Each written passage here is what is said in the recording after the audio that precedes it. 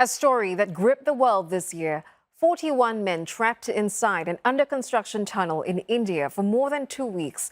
When machines couldn't save them, rat miners came to their rescue. Men who quite literally burrowed through rubble manually and pulled the workers to safety.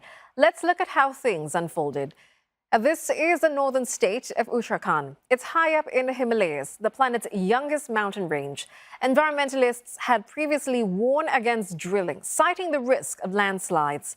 And this is where the tunnel collapsed in the early hours of Sunday, November 12th.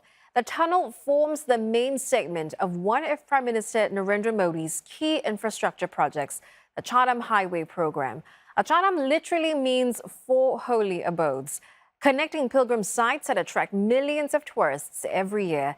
It's a 900-kilometer stretch in all. Now, the tunnel in itself is about 4.5 kilometers long. Here is where the men were, some 200 meters from the entrance. They were confined within a 2-kilometer stretch behind a 60-meter thick wall of debris. Even before rescue operations began, authorities sent in oxygen, dry food, water and medicines through a smaller pipe.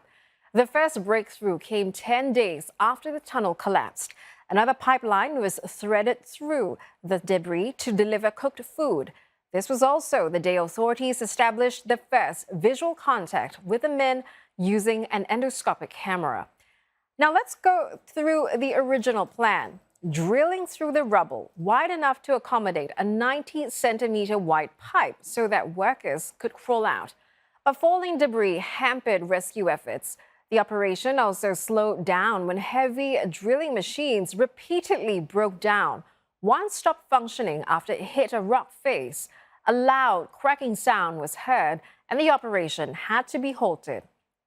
Authorities then airlifted a new kit, a high-powered auger drilling machine. This to cut through the debris at 2.5 meters an hour, as opposed to 1 meter by the previous machine that suffered a glitch. With that, officials unveiled a 5-point plan. 1. Continue to drill horizontally through the mouth of the tunnel with the new machine and insert a 90 cm wide pipe. 2.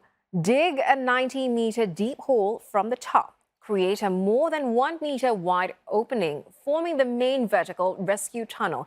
This area is some 300 meters from the entrance. 3. Drill a perpendicular micro-tunnel. This one more than 1.2 meters wide and around 170 meters long. 4. Drill horizontally for some 500 meters. And finally, 5. Bore from the top. This tunnel would have been nearly 325 meters deep.